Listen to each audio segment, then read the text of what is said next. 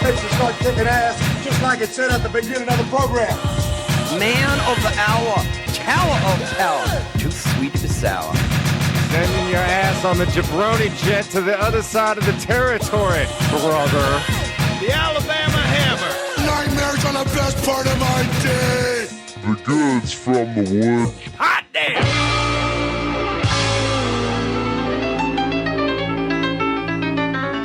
Welcome to the Goods from the Woods. My name is Rivers Langley. I'm Carter Glasscock. And Sam Harder is away on assignment, but never fear, we've got your boys here along with our good friend, Chris Crofton. Welcome to the show, Chris Crofton. What's up? How's it doing? How's it going out here in the woods? Hey, we're doing good. It's a nice clearing you got. Yeah, absolutely. Well, I wanted to... It's a good thinking clearing. I wanted to say shout out to my friend Alex Falcone, who was hosting a comedy show I was on, and right before we went on, he asked, hey, do you got anything you want me to say? I'm like, oh, just tell him I got a podcast called The Goods from the Woods.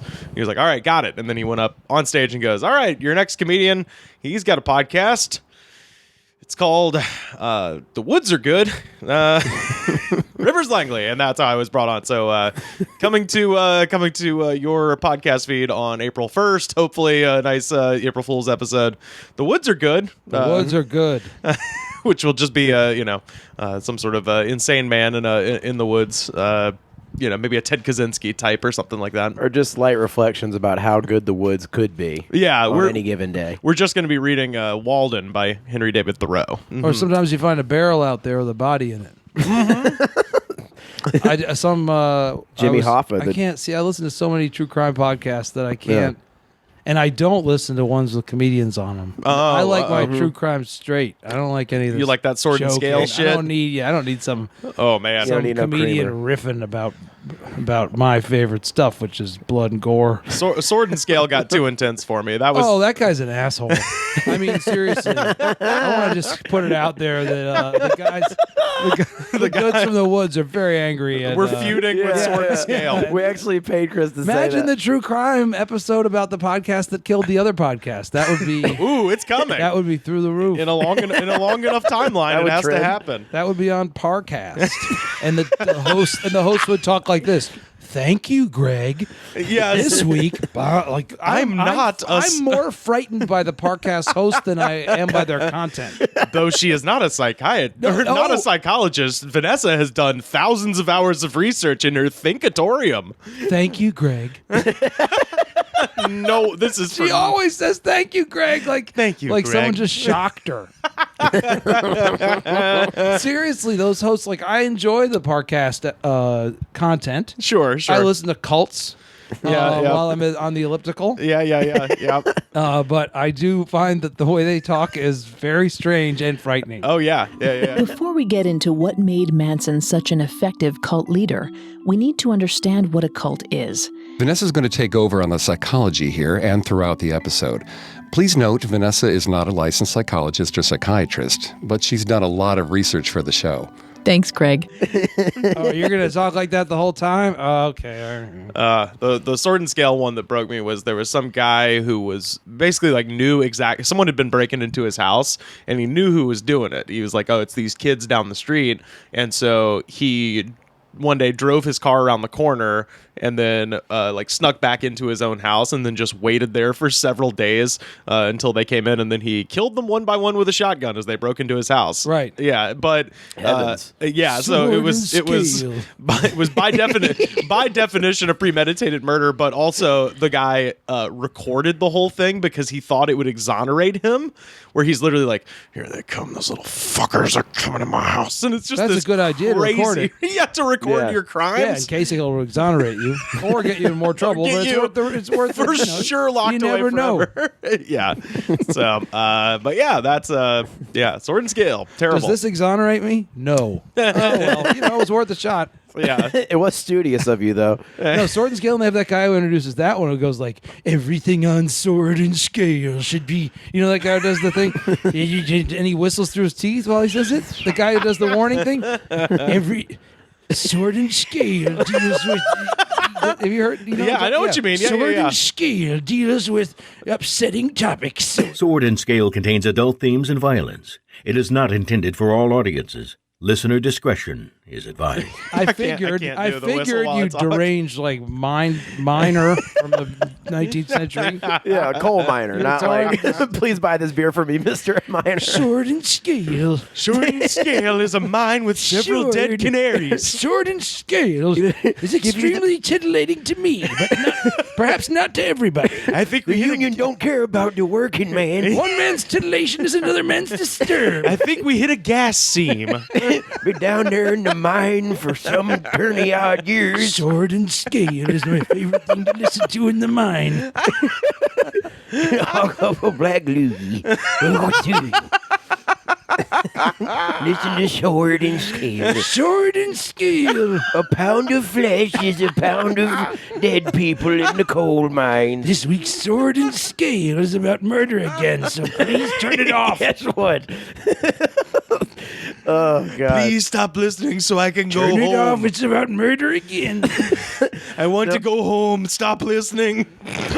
Get this show canceled so I can leave this dungeon. Do you think he has On like a his big warning, he says like, "Well, to be careful about listening to this." And he's going, he whistles through his teeth. He sounds, Yeah. Hey, sword. He does this. Yeah. Be careful. Welcome to Sword and Scale. Oh no, the barn's on fire. No fiddlesticks. Welcome to Sword and Scale. You have to excuse me. I think I found some gold.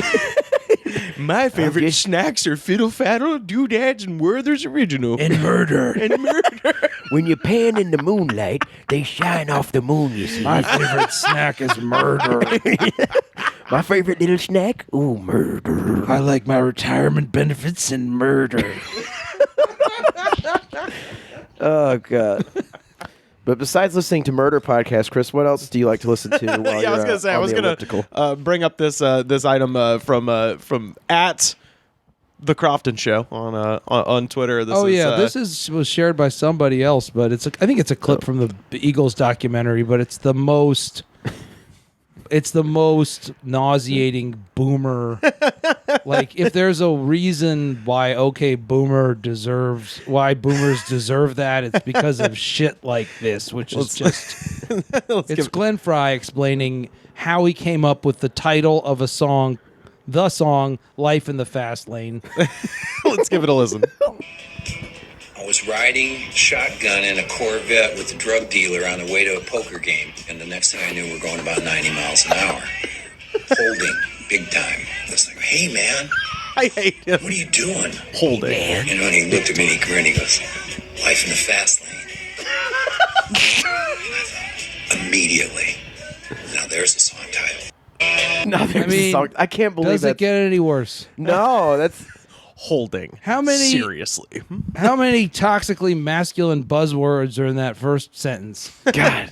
Wait, I mean, drug dealer, Corvette, poker game, yeah. Holding 90 miles an hour. I get it. Okay, you were riding in a giant dick with two dicks driving. Yeah. Like there was a penis at the wheel, and you were also a penis, and you were both erect and horny.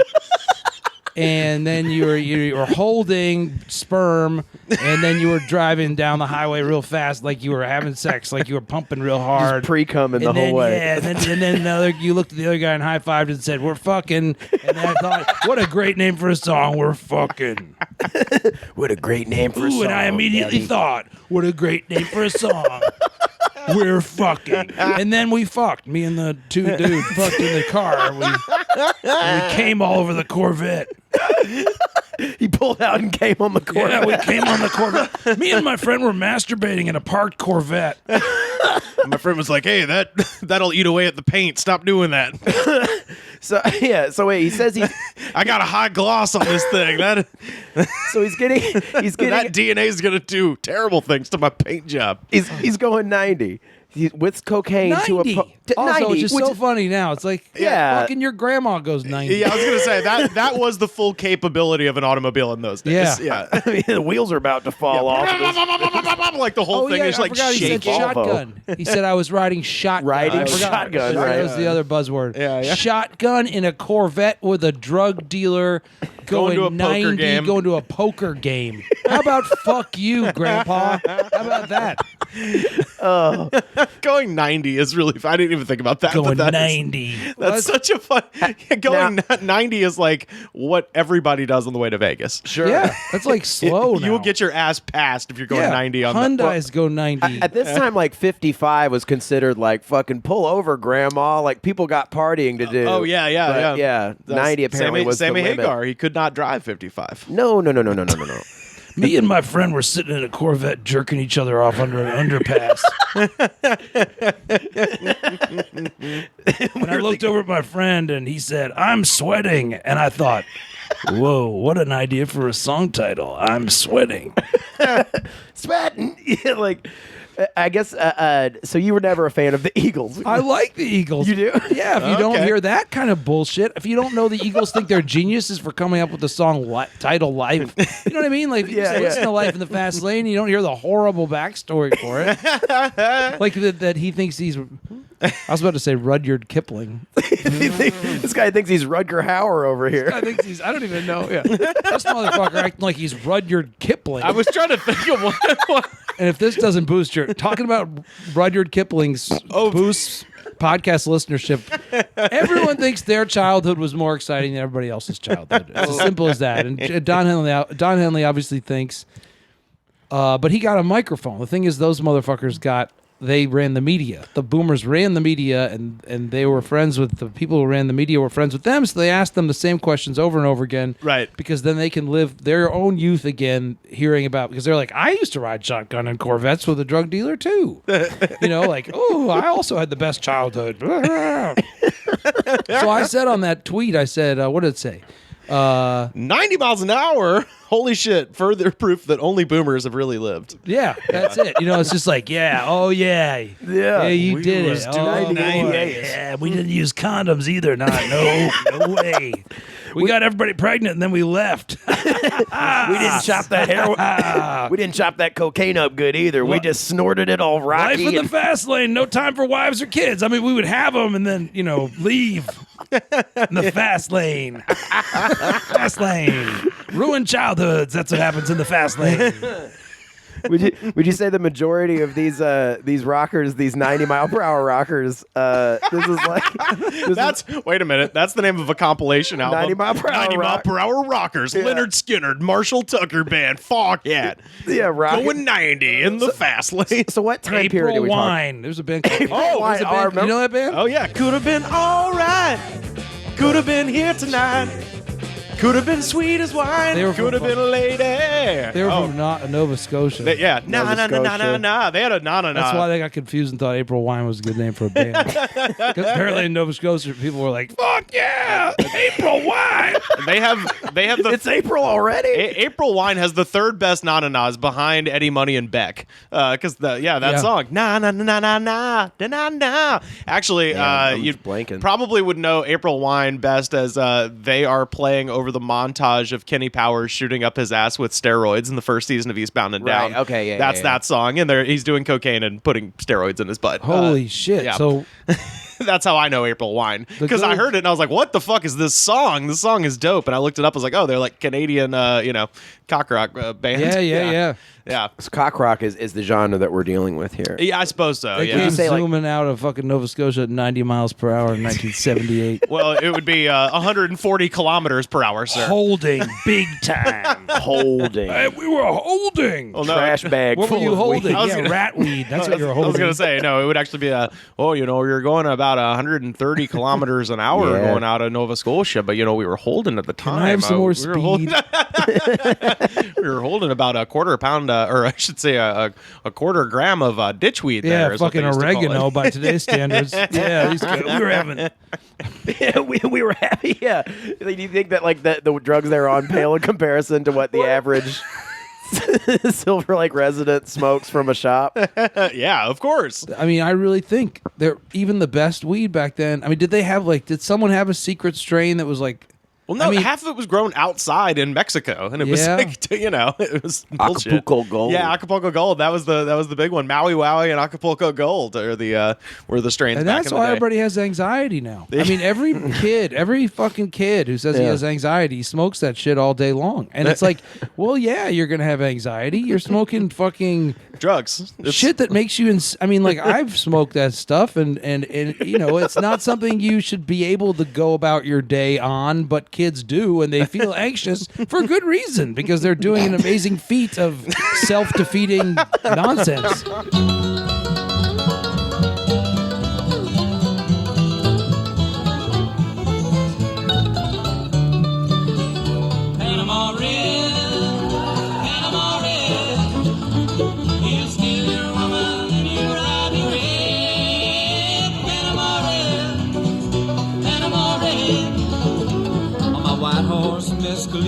I come breezing through town. I'll bet the old woman deep in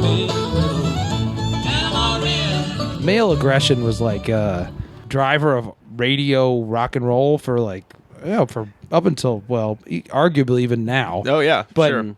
What is called toxic masculinity now is called sort of an admirable aggression or it was something. It was just like he's a man's like, man. He's got a lot of energy and like cocaine like made that even more. It was like highlight. It was like you want to feel even more masculine, quote unquote masculine. Yeah, right. You take your already fucking bad attitude and you throw some fucking cocaine on that fire, and then you'll be ready to fuck pretty much anything. Are you saying these were rude dudes with bad tudes? Yeah, yes. And they would, they were like, like they were already, and being horny was like the main thing, and they all thought that was hilarious because there were no female perspectives in the industry, so it was like everything was just about like all the songs were about was like I'm fucking horny, and then the other songs like I'm hornier than you, and then and then they put cocaine on it, and they just got together at radio station conventions and talked about how horny they were, and everybody was horny, and that was the prime mover or the main subject of art for like a long time. Yeah, so Lou Gramm was one of the embodiments of, his persona on stage, and it turns out like his whole real persona was pretty much this ultimate man thing, which was all the front people back then were supposed to be the ultimate man. The ultimate man had long hair, and the ultimate man had was super horny, and in his case had a lot of bandanas on. Like his tied on his leg and around his neck. And this is rising sun bandana for some reason. That Japanese kamikaze flag was like everybody's wearing those for some reason. And this is Lou Gramm. Lou Gramm that from Foreigner, right? Yeah. Oh yeah. So his delivery says it all. The man is and a lot of finger pointing at women in the lyrics. Like you're as cold as ice, and I was trying to do my best, and it's your fault. It was always that. I think a lot of so now I'm coming for you, and I won't stop you. Whoa! Don't try to lock the door. I'm going to kick it down. But then I'll be nice after that. I'm already in your room. Nice. I'm coming at you, but just because I love you. I'll be in your bed when you get home. Writing you a love letter. You can't run from me. I'm in your bed when you get home with the best intentions to give you a flower.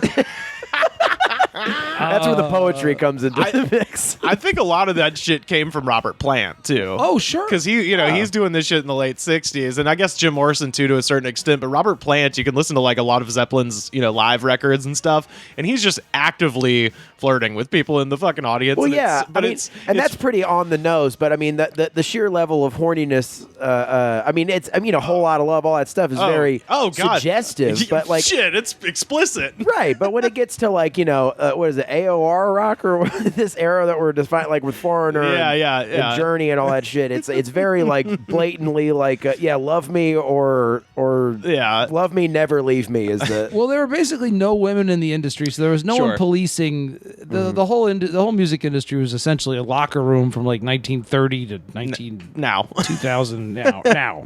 So like Lou Gramm's persona was just always funny to me, only because I thought he just seemed like he was on cocaine, but I thought he wasn't because it was too obvious.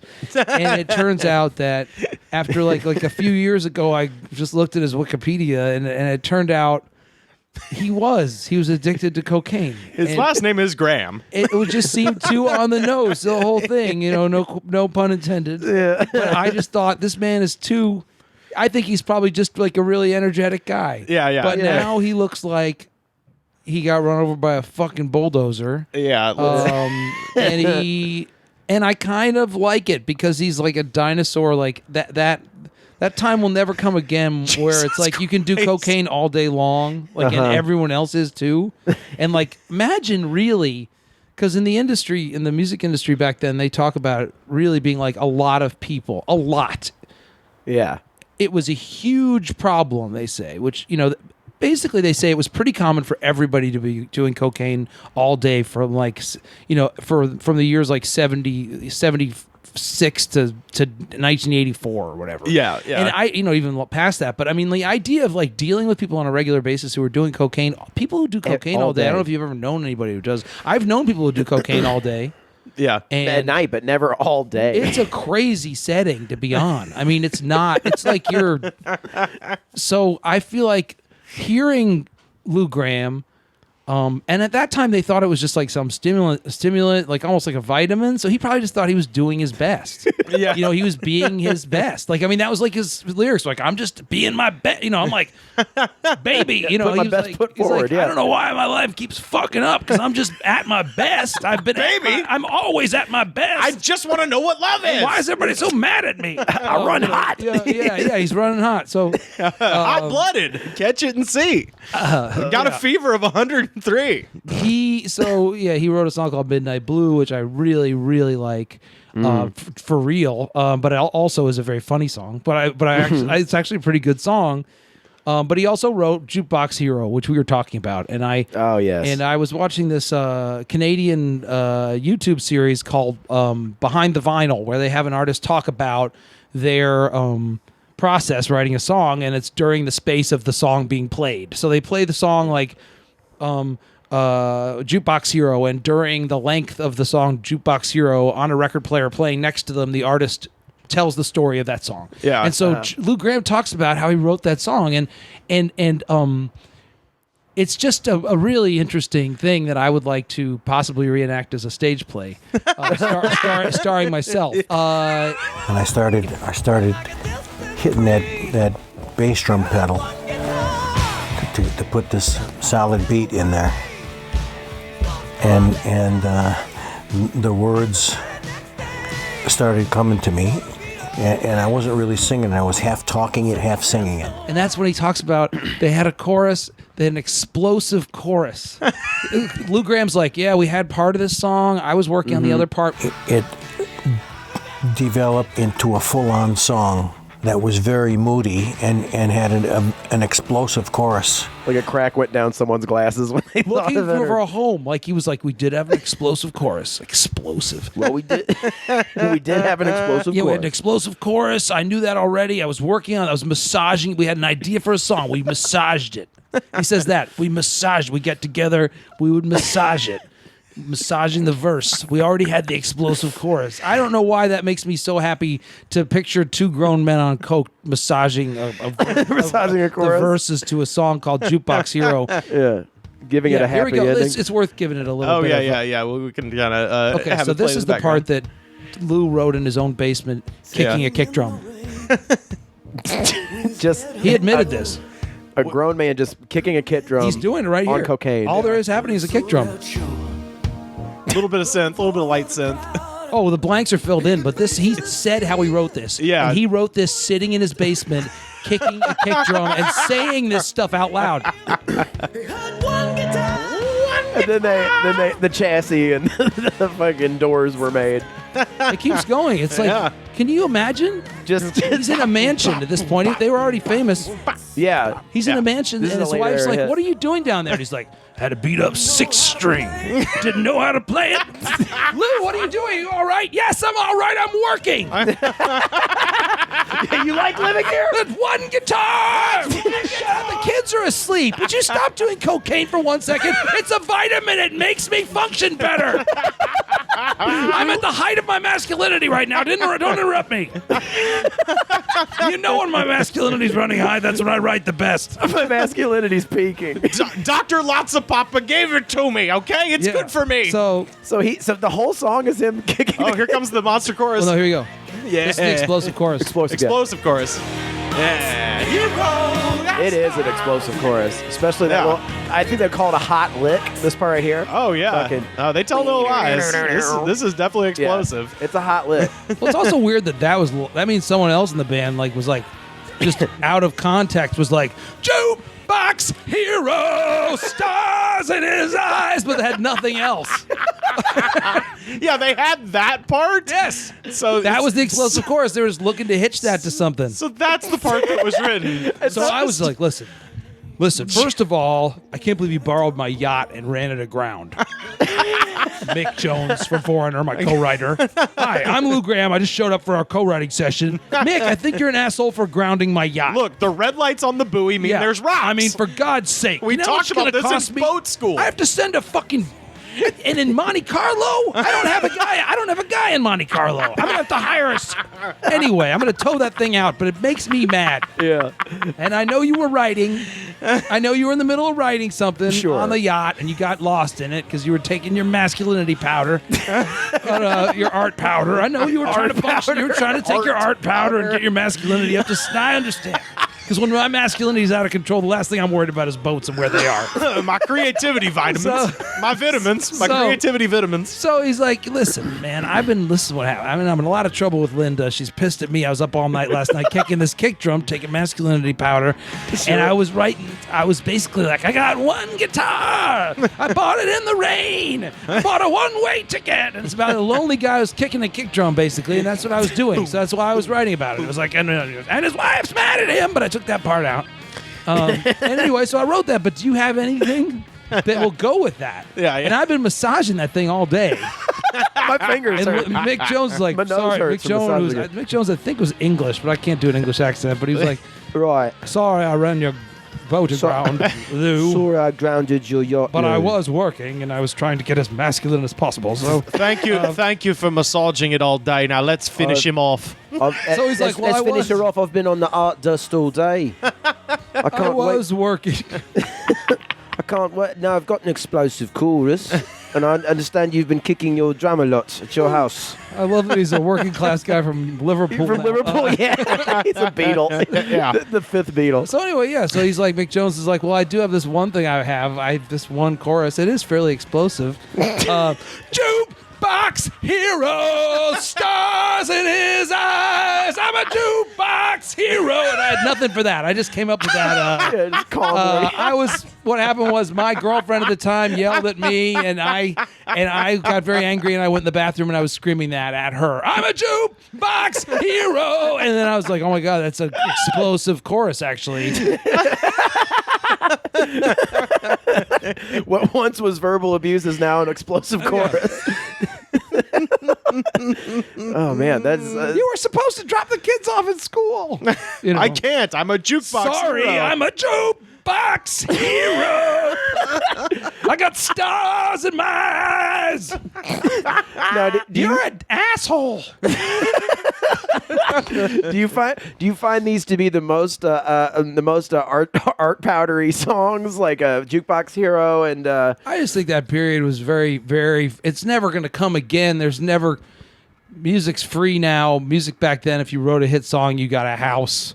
If you wrote another hit song, you got a fucking jet. Now it's not going to happen. I mean, there's 5 people, but there was actually kind of a business running of a bunch of people who were all like men, and they were just like men behaving badly. Was the whole music industry for like 30 years, and it's just a very funny kind of thing to listen to now because it is it's still like the most played music on radio too, like that era of like arena rock. Well, it was close to the beginning of rock and roll, still relatively closer. There was just more available in terms of chord progressions back then. I mean, you could write. I mean, the closer you were to 1955, as far as post Chuck Berry, like writing rock songs, you had much more available. I mean, it's like in terms of band names. I mean, you can. There's a reason why everybody's name is everybody's band name is like Gorky's Zygotic Mincy. car seat headrest and stuff now. It's because all the other good ones already got taken. Like these guys were in a lucky spot, where they got to like, and they spent the whole time this lucky era. They spent it blown out of their minds on art powder. Yeah, I mean, and Lou Gramm also looks like he paid the price. He looks terrible. I think he may have had a stroke. I don't know, but he had his life fell apart eventually because one day his Reeboks exploded or whatever. Because he was wearing those Reeboks. That was back then when if you were a tough guy, you could wear like trainers, those Reeboks with like the bunch of no laces straps on them, like high top ones. And those were like tough, like parachute pants and. His songs also are threatening. Ready or Not was the name of one of his solo records. I mean, it's not. It's got an implication. I mean, you can say ready or not, but you could put in parentheses before that, I'm ready. But it's like that's also a way of saying non-consensual. And the song is "Here I Come, Ready or Not." Yeah. Here I come, ready to go. And when a dude who's on cocaine says he's ready to go, you know what that means. Doesn't mean he's ready to go to the park. Ready to drop he's you ready off to do some shit he's going to talk about in rehab later. Make new regrets. Stuff he's going to talk about. And all that whole scene when you get rich enough to like have handlers and shit keeping you from doing drugs and stuff. I mean, it's just so funny. Or at least hide you from doing drugs to the public, I guess. Or no, just keep you. Like they would have babysitters on the road, like karate experts and stuff, keeping people from doing drugs. Like Keith Moon, like when Keith Moon was trying to stop drinking, but he, like if you don't have the willpower to, it's like you hire a karate expert to like kick you in the head whenever you try and drink beer, and it doesn't work, and because you're a celebrity, and eventually the karate expert just starts partying with you, and then you both go to rehab. That's how it always happened. You and the karate master. I couldn't resist it, I was supposed to be preventing him from drinking, and then I ended up worse off than he was. He played a couple of. He's a funny guy. We related a lot. He played a few lines from Bob O'Reilly, and I was like, this guy is pretty good. He told me I couldn't have sex with any of the groupies if I didn't stop telling him to stop drinking. So I said, okay. And I was like, what about what you said before the tourney? He's like, that was before then. You said you were going to say this. Well, I mean, that's we did true. some art powder, and all those babysitters, all those rock star babysitter karate guys ended up in rehab too. Oh yeah, for sure. You can't make a celebrity stop doing stuff because eventually, they don't want to tell a celebrity no because the celebrity will get mad and then they might not be able to hang out with the celebrity anymore.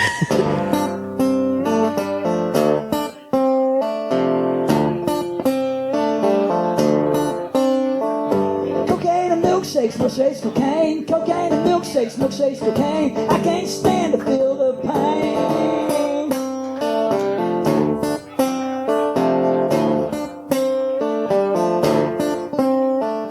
Why you wanna look at me the way? What the fuck you trying to say? Everything I do is wrong, guess I stayed around too long. Cocaine and milkshakes, cocaine. Cocaine and milkshakes, cocaine. I can't stand to feel the pain.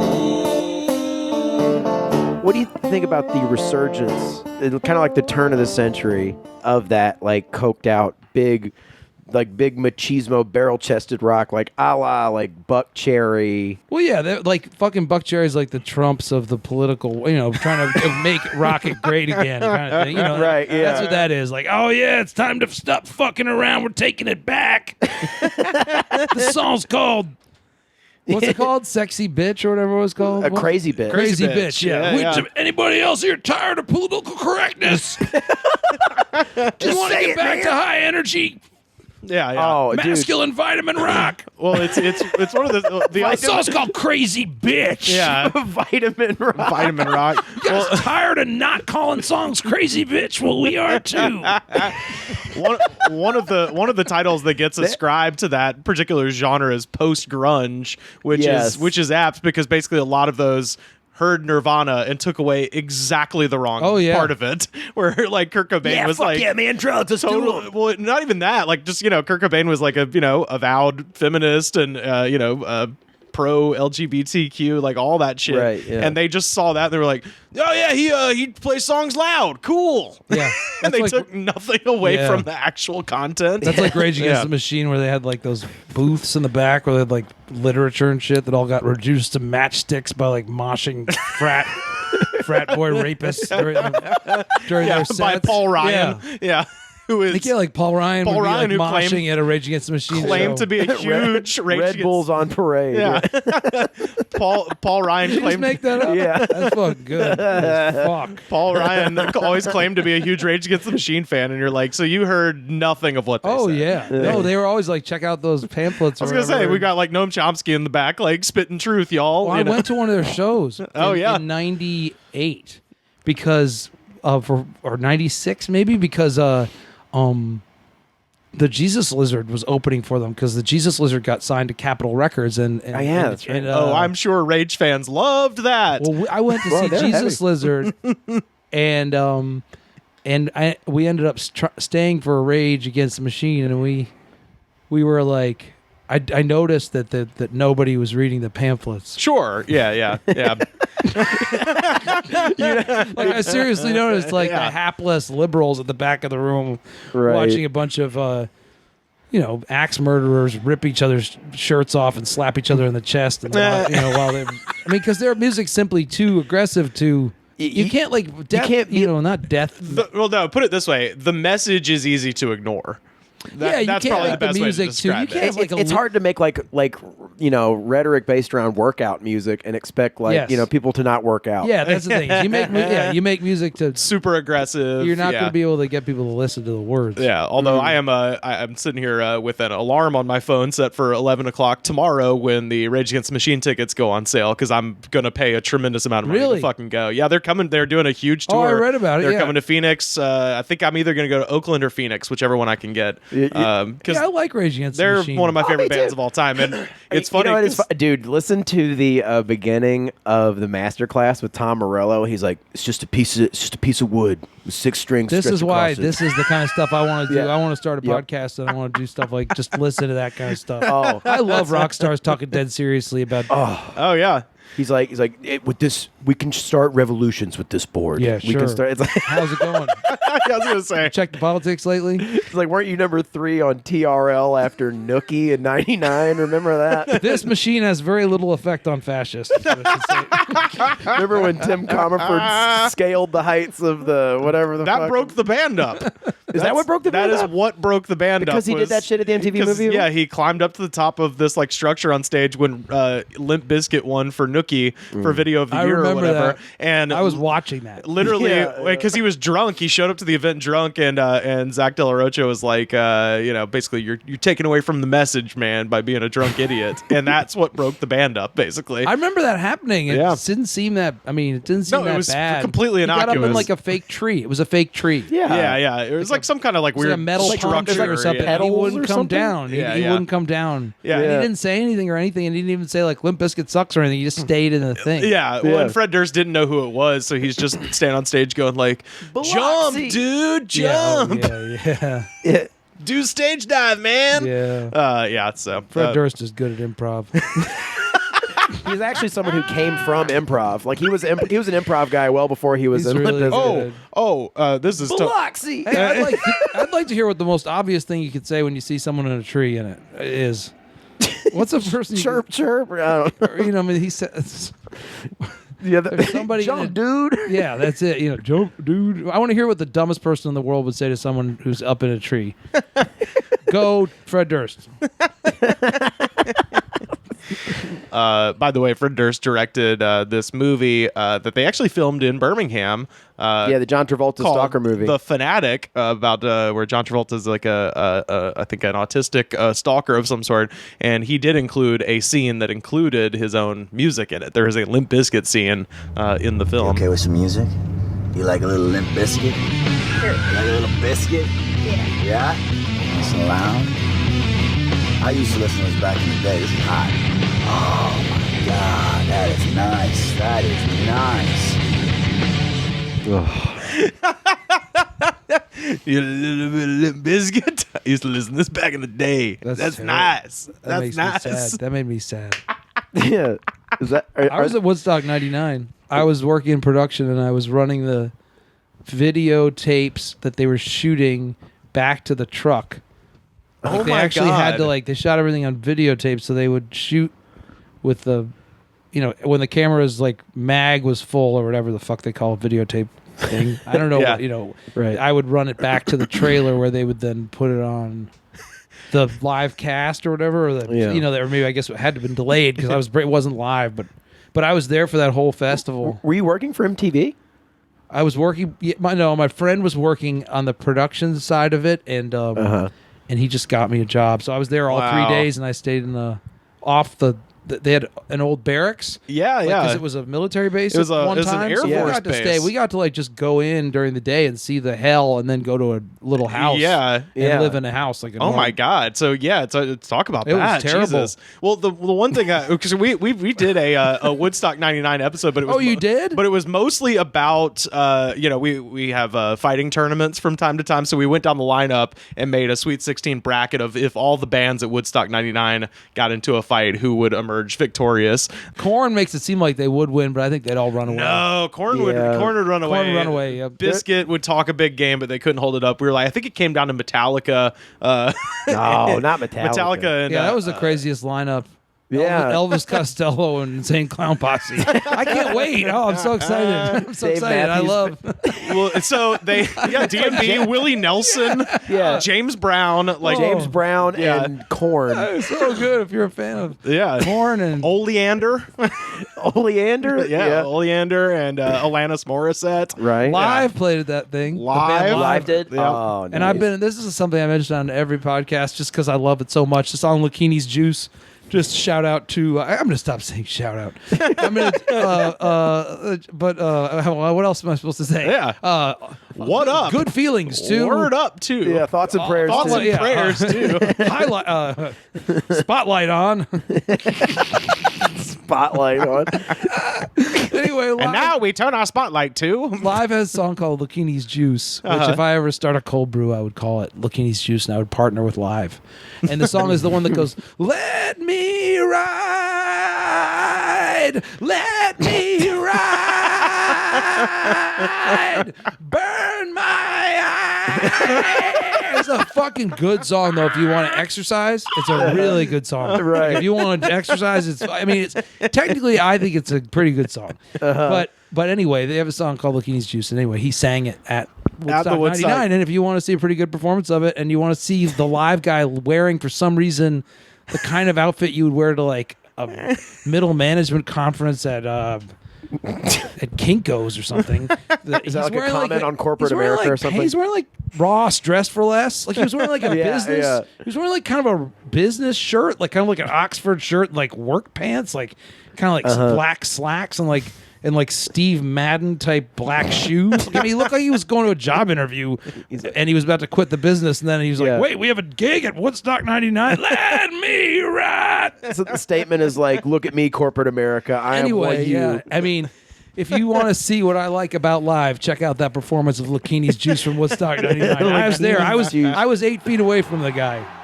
But the one thing that I found out about this, and you can obviously corroborate this, that I didn't realize about Woodstock '99, the entire festival, every square inch of the festival was held on an old runway. There was no green space. No. And it's in August. So the sun in upstate New York is beating down so on hot. concrete. There is no shade.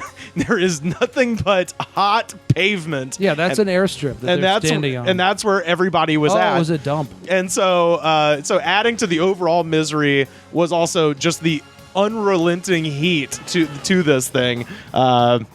Anyway, that's great. So what were some maybe not highlights, but guy. He's doing a snake charmer thing. He's lost the other's shirt. Oh wow! What's his name? Ed. What's his name? Ed Kowalczyk. Ed Kowalczyk. That's right. They're from Pennsylvania. Which explains a lot. Shout out to all our Pennsylvania listeners. I've talked about it before. It's like Eastern philosophy crossed with rural Pennsylvania. I mean, he does look like Avatar: The Last Mixed Airbender. lightly with a pinch of salt. Yeah. I mean, very, very, very a thin brew of Eastern philosophy, heavy on the Pennsylvania. Thin brew got me like.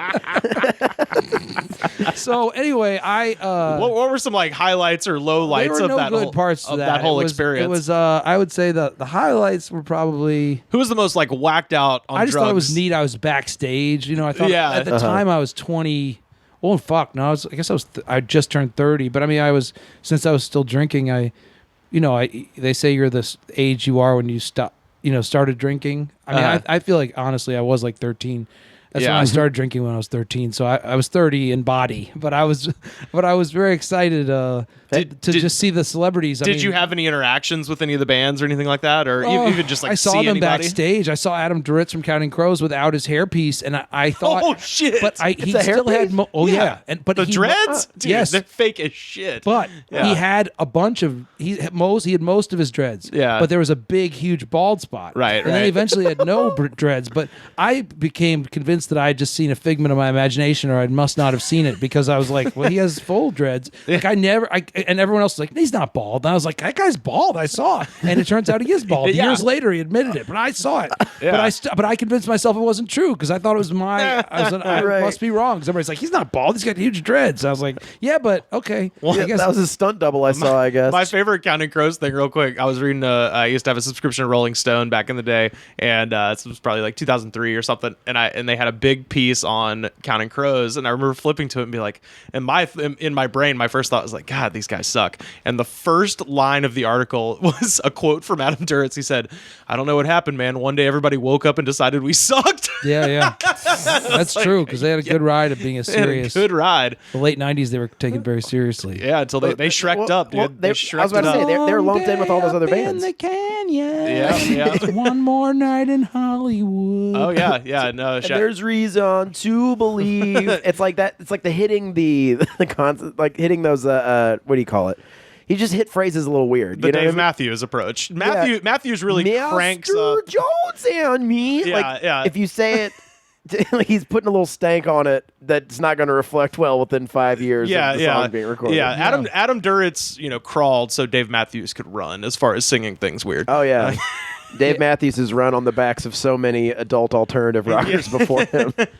Yeah, Dave Matthews was one of the lowlights for me, just because at that point in the concert, it was really clear that the sexual assaults had been talked about already. Right. And it was pretty clear that it was not a safe place for women. And, in Dave Matthews' defense, they may have just flown in and gone straight to the stage and then left and not had any context for what was going on. Yeah. But he was just so dumb on stage about tits. He just kept saying there's an abundance of titties, because there were topless girls everywhere.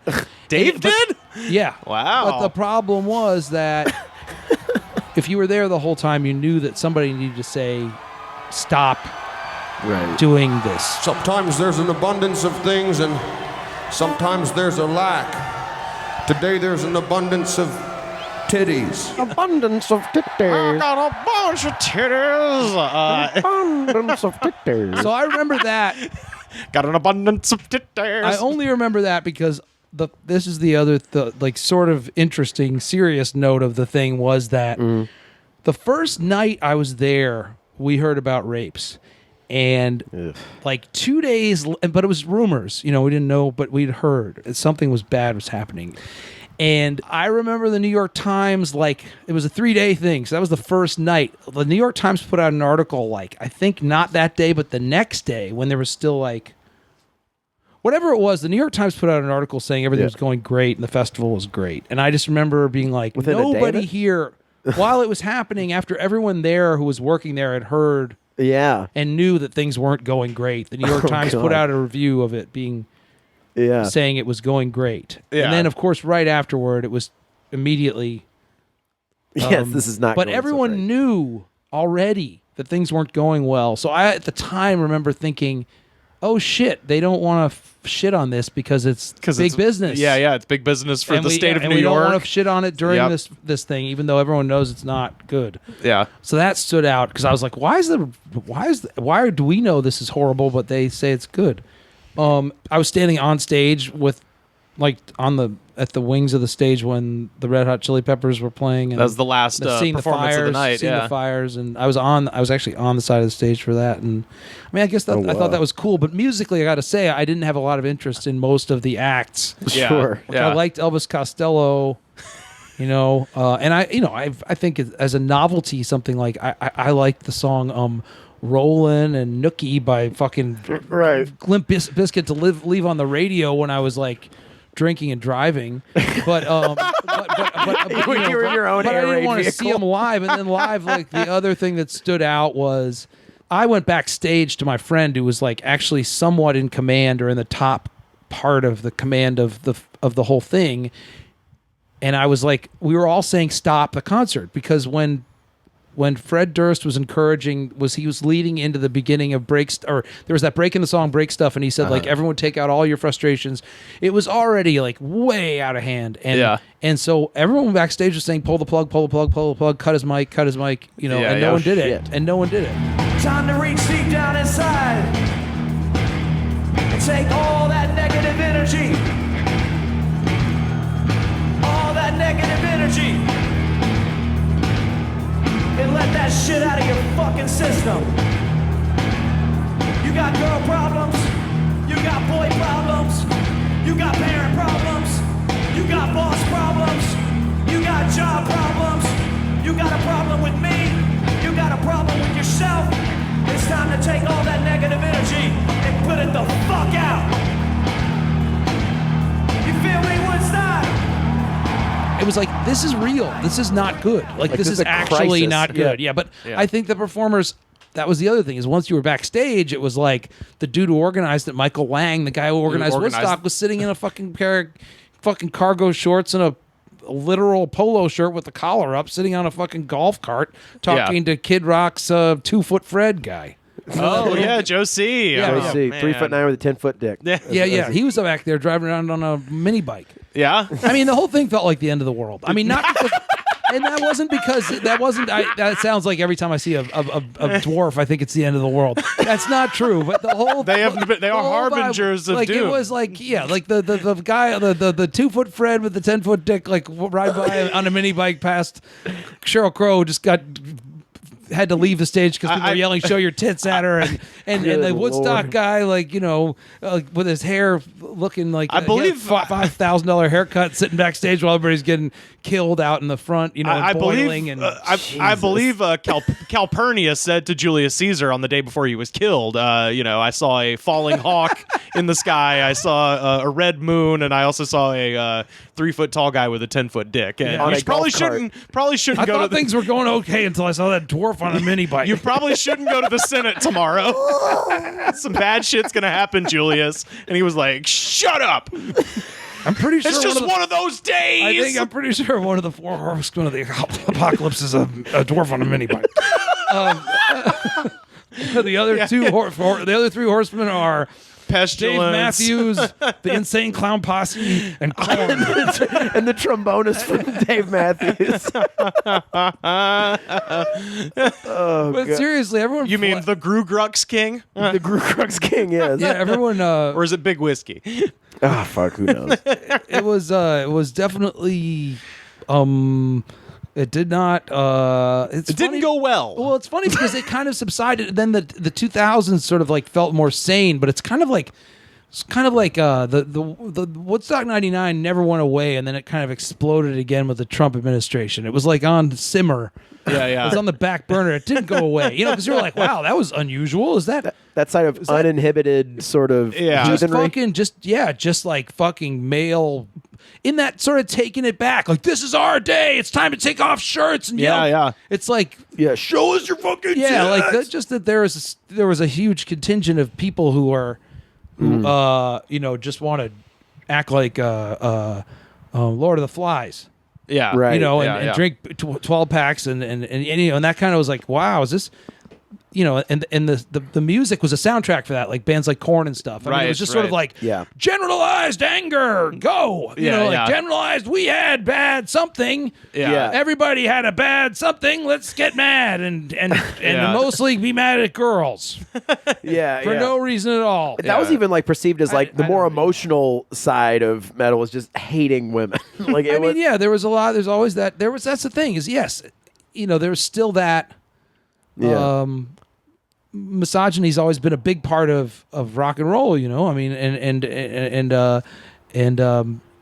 so whenever there's like let's take out all our aggressions, there's like a parenthetical on women kind of thing going on there. Mm-hmm. Did you see Eminem at Here I Come Ready or Not? I mean, that was what the vibe was at fucking Woodstock. I don't think Eminem was at Woodstock 99. He wasn't? He was not. Okay. Yeah. Because I know he blew up. He was at there that undercover point. in a hoodie just taking notes. So a lot of cultural critics kind of point to Woodstock 99 as being sort of like the very tail end of what they called Pax Americana, or the end of history, where basically the opinion of Gen X was like, oh, the 90s will see basically a time where everybody will be comfortable forever. And the big, kind of overwhelming statement, particularly when it comes to the song Break Stuff is literally an invitation to Al-Qaeda to come fucking rock our world. like that song is so based in the confidence of American domination over like the global politics scene in a way, or at least you could read it like that, where it's like, it's just one of those days. And the anger is not rooted in anything political.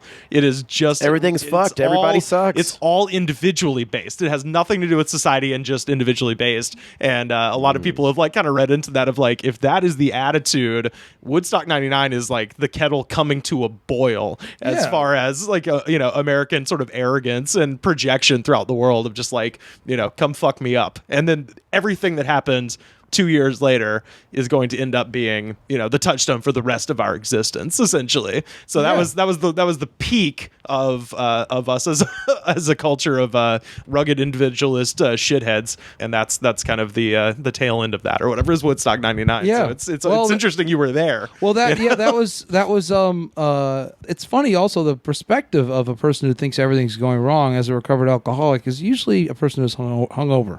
Yeah, that's when the day sucks and everybody sucks and everybody's another bad day. Yeah, every day's bad when you're fucking hungover and you fucking drop shit and you fucking hate everybody in traffic and the only way you get over it is that night to get fucked up again. So that was, and I'm looking at the headline on your computer right now. Woodstock Festival faces a bad hangover. Yeah, I mean, everyone at that fucking festival was hammered. This is that's Woodstock. The thing. Alcohol is an aggressive, I'm just saying like that the American model of like alcohol being this tied in with being a man and just being fun, and not just America, but not every society has this sort of myth of the Wyatt Earp and the can of beer or whatever, like this sort of, we have a uniquely dumb idea about what being a man is, like that we're by ourselves on some horse, even though there's no horses, and we're not by ourselves. Yeah, and we're just like us in a bottle, and it's a man working it out, and it's always a man. There's never a woman on a horse in the Marlboro Man ads, and there's no, it's all about men. It's all about men thinking, and men don't think about anything complicated.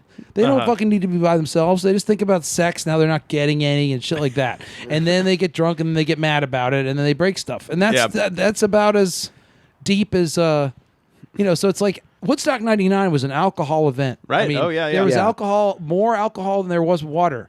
Yes. By a long shot. Yeah. And that's what you get. Alcohol is not enlightened. Right. Really? And that's what Woodstock 99 was, like a bar with no security. I mean, that's what it was. Yeah. There was no security. Well, and I love this is actually from I guess this would have been published like the day after the festival in the New York Times. It's Woodstock Festival faces bad hangover. What began with peace and love and music ends in fire. It didn't do that either. Well, that's the thing. The opening of this it just starts with like a falsity. For almost 3 days, Woodstock 99 was exactly what the promoters had hoped for. Is that what it says? It's literally the first line. on. This is from 1999. They had to revise that. Yeah. Oh, I'm sure they did. It's exactly what its promoters had hoped for. Hundreds of thousands of peaceful young people listening to music under sunny skies, untouched by incident or scandal.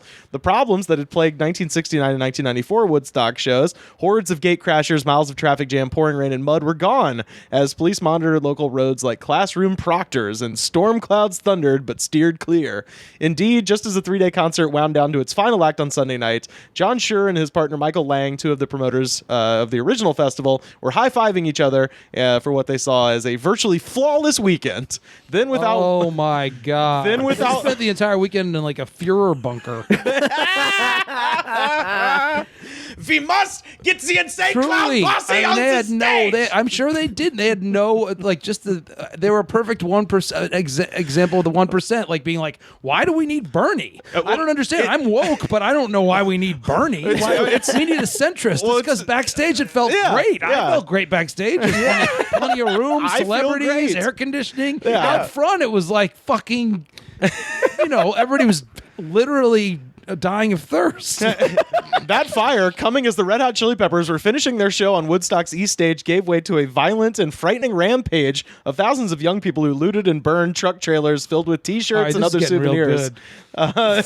Toppled giant towers that held the concert sound system and hammered their way into ATM machines. As far as metaphors, this is really good because you didn't ask for this, Rivers. You didn't ask for this, Carter. I don't know but this is perfect because the 1%, let's say centrist Democrats, meaning like the DNC types, like Tom Perez or whatever, who have, a nice life. They probably live in a neighborhood with where everything feels pretty good. And there's a muffin shop and then a little whatever. There's a little coffee shop and DuPont Circle, K Street bullshit. Yeah, whatever. They got a pretty good paycheck and for the most part, everyone they know have like $1 million, which is not super rich, but it's fine. And they're like, yeah, I would like it to be a little more progressive, but I also don't see the need for really what this Bernie thing is an aberration. What is this?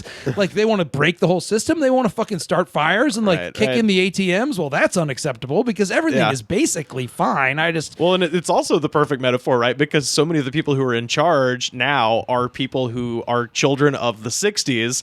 And this guy, Michael Lang, who is the promoter of the 1969 festival, like you're saying, is now in this like air-conditioned so this is exactly trailer. So let's just say the last 40... So he has no idea what's happening on the grounds, to the 3 days of Woodstock where they thought everything was going fine. Yeah, where you were, it was. Yeah. And then they're like, what is this? And you're like, yeah. If you left your goddamn air-conditioned compound for 5 seconds, you would know that on the other side of that wall is no health care, no water. Yeah, no water. A bunch of lunatics who have not been educated properly and for some reason went from being lacrosse captains to piercing their nipples and getting tattoos of the Aztec sun on their back for no reason. White guys with a tattoo of the Aztec sun on the back of their back. Didn't Henry Rollins have one of those? And pierced nipples, but they're Republicans. Yeah. So confused. You'll love that. Why are you upset? We gave you Smash Mouth. Oh, you're going to love this quote, Chris.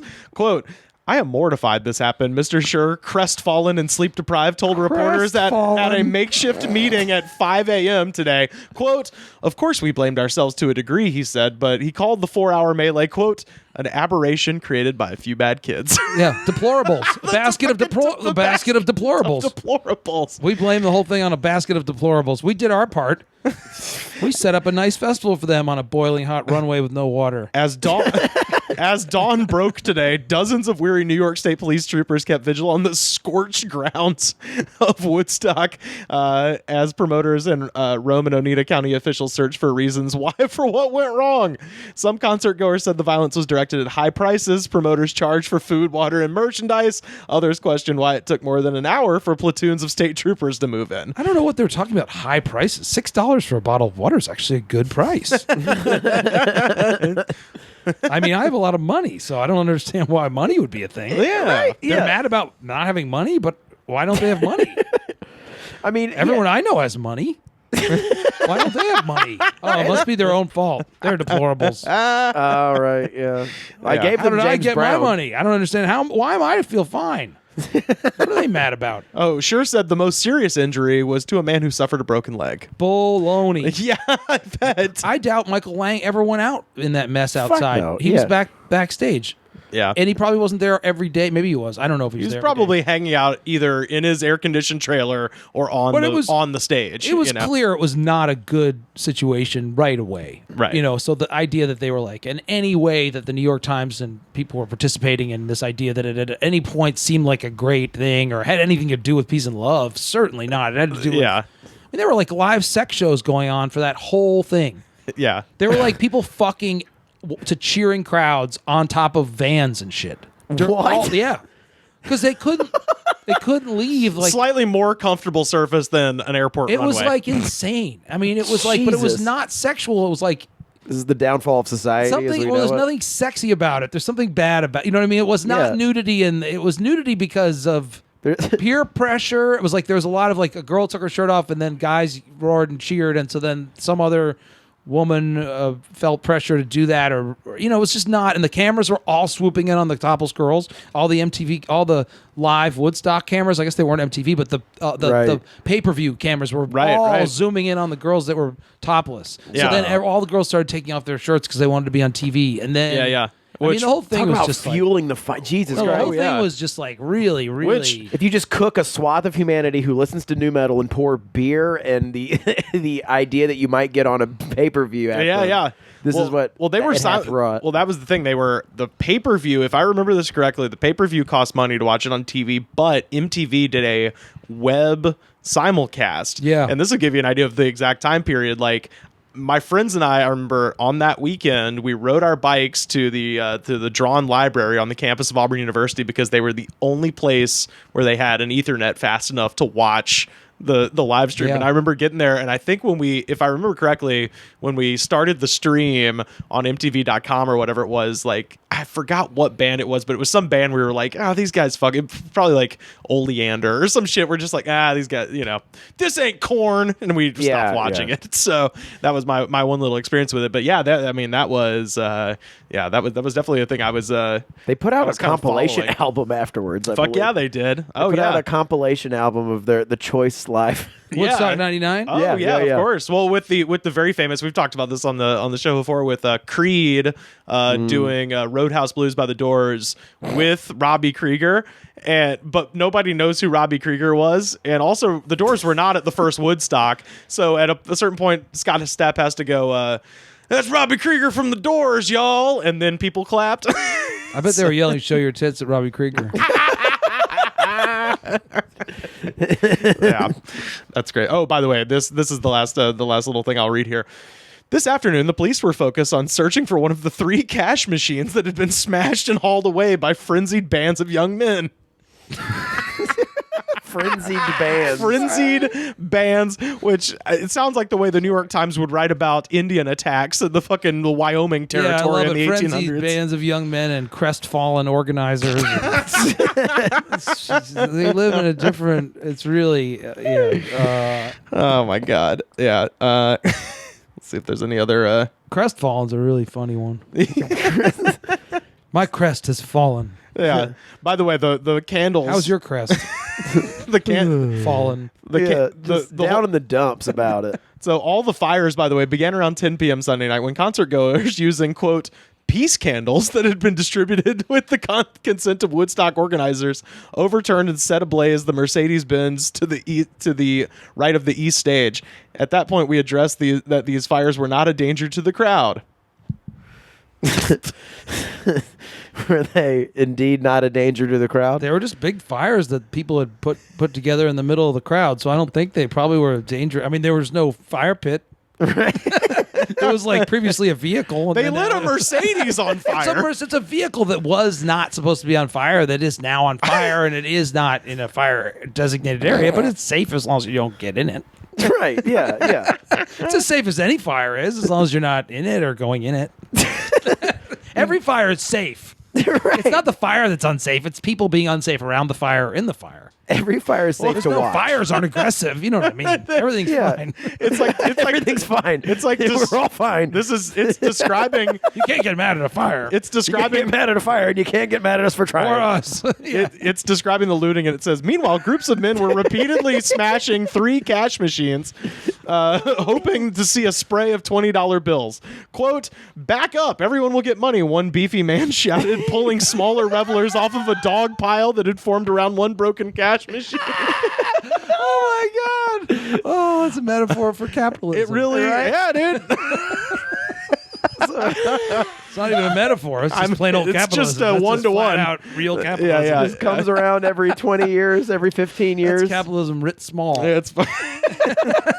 One beefy man being like, it'll spit 20s at us, just wait. Oh, and then this doesn't age well. Mr. Lang predicted a 4th Woodstock concert sometime somewhere. Yeah, why not? Quote, the event for 3 days was perfectly peaceful, he said.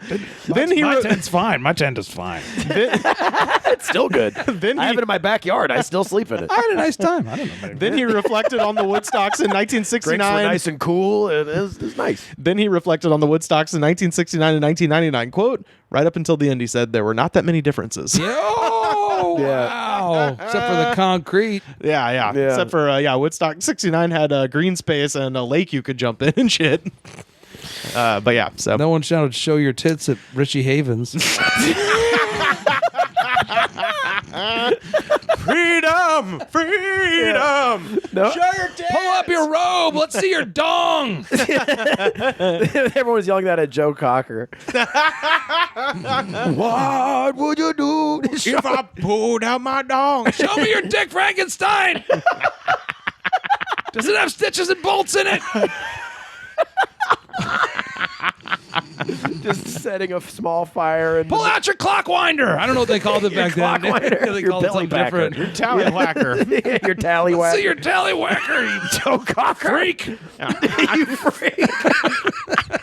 The one guy was trying to pull an inch of the amount of chaos that was in 99. He couldn't do it. Oh, God. Jesus Christ. Oh, God. If the full crowd was the style of 1999 Woodstock crowd facing down actual...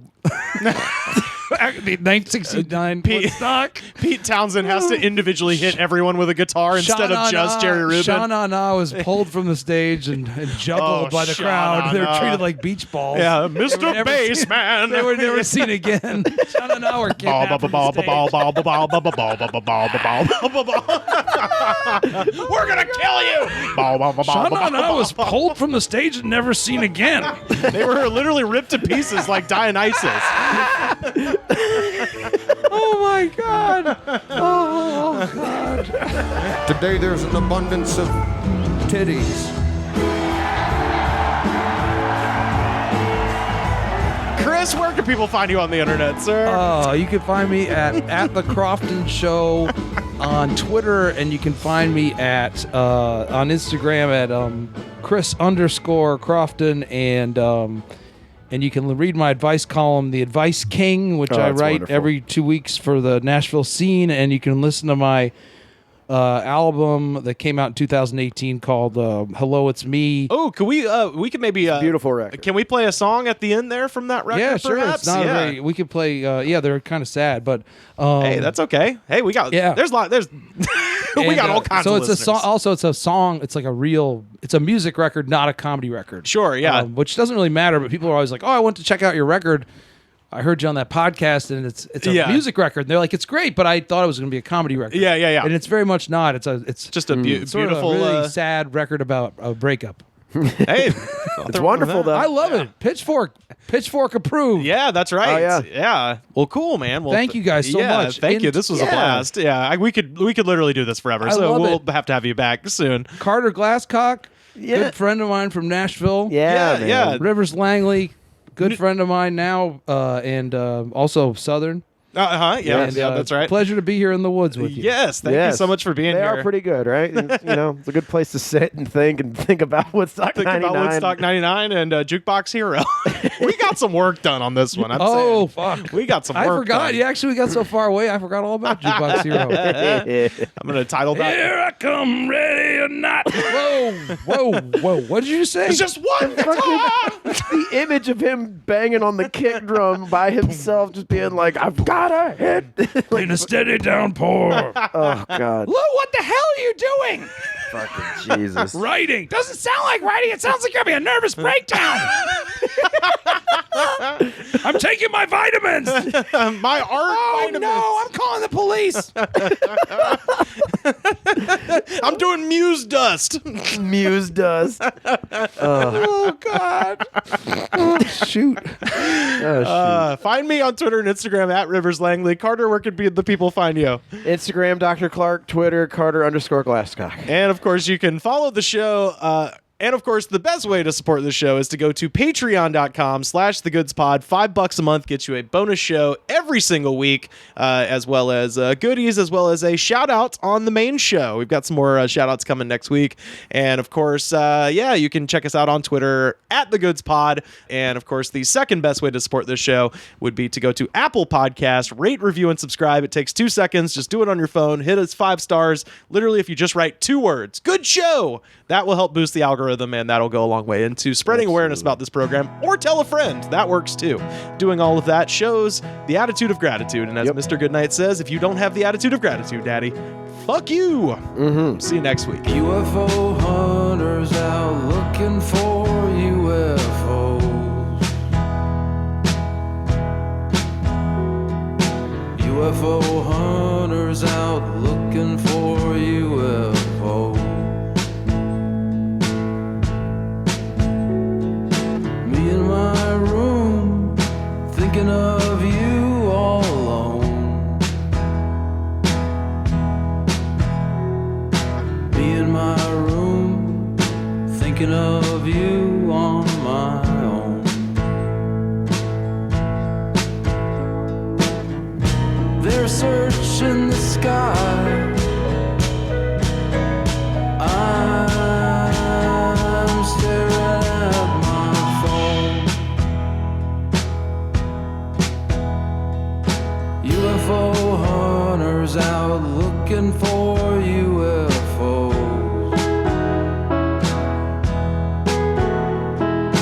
UFO hunters peering through telescopes.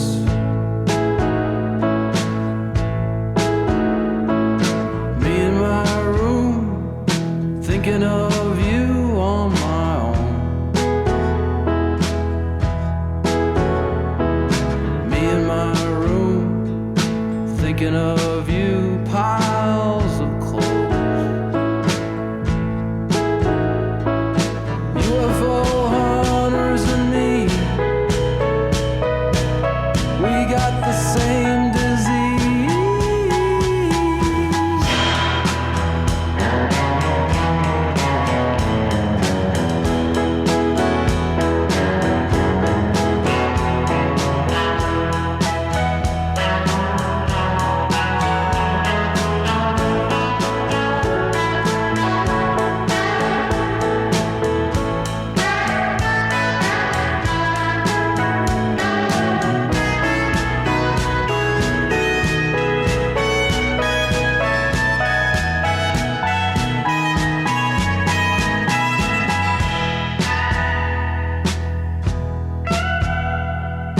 UFO hunters out looking for UFOs. UFO hunters out looking for UFOs. Me in my room, thinking of you on my own. Me in my room, thinking of you, Twilight Zone. UFO hunters and me,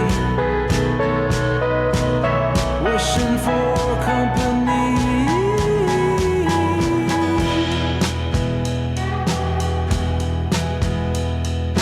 We are not alone.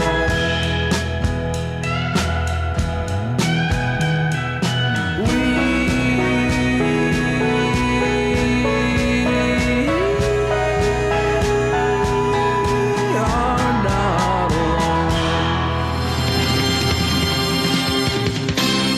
Goods from the Woods was mixed, edited, and distributed by me, Rivers Langley. You can find the show on Twitter at The Goods Pod. Our theme song was composed by DJ Smiles. Check him out on Twitter at DJ Smiles. This was a Brain Freeze podcast.